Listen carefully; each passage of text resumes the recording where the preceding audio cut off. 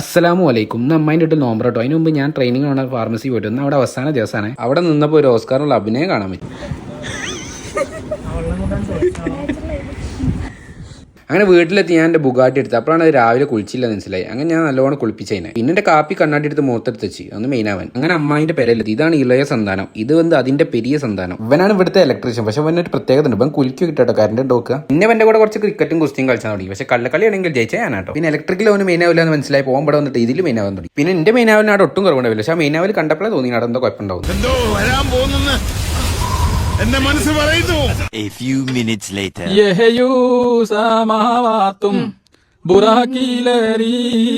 അങ്ങനെ outdoor നോമ്പറായി indoor നോമ്പറായി മാറി. ശേഷം അവിടുന്ന് ഞാൻ ഫുഡും കഴിച്ച് ഇവനെ ബാംഗ്ലൂർ ബസ് കയറ്റിട്ട് വന്നു. ഇവനെ പിന്നെ കേരളത്തിന് മണ്ണിൽ ആവശ്യമില്ലാത്തതുകൊണ്ട് പിന്നെ ബാംഗ്ലൂരിലേക്ക് തന്നെ പറഞ്ഞു. അങ്ങനെ വീട്ടിൽ വന്നു. ഇവനാണ് തെറാവി സ്കേറ്റിന്റെ നാട്ടുകാരെ പറ്റിക്കാൻ വേണ്ടി തൊപ്പിട്ട് എടുക്കുന്നത്. അങ്ങനെ ബലിയും കൂട്ടി പാലത്തമ്മ പോയി അവിടുന്ന് 2 പരദൂഷണം പറഞ്ഞ് നേരെ വീട്ടിൽ പോന്നു.